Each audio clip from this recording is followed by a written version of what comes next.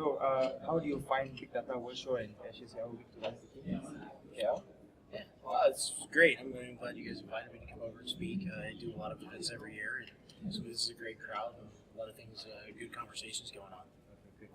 And how would you feel Big Data be relevant in today's era? Yeah, well, it's interesting. The whole big data term itself is a little confusing to a lot of people because it means a whole lot of different things to different people. But the way I usually see it in customers being successful and making a big difference is if they look at it as that data that kind of doesn't fit in the traditional model. ETLing it in and throwing it into a relational database just doesn't work anymore for a lot of data sets. The way people are being successful with it is, everything from customizing kind of a personal experience for their clients, for looking at the data sets across and saying, I know how they buy, I know how they shop, I know how they search.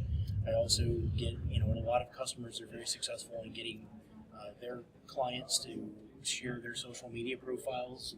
You give them a little coupon and they're willing to share their Twitter ID or their Facebook ID. And then you combine that for a lot of data about the social graph of that person, the influence. You can see the cost to lose the customer.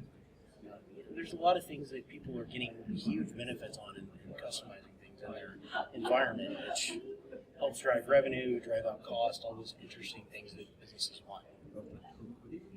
And what do you feel of the overall turnout for response for Big Data this year? Yeah, well, it's interesting because, like always, the states are on the bleeding edge, and we feel lots of pain, and we go through lots of suffering, and we do stupid things and waste lots of money.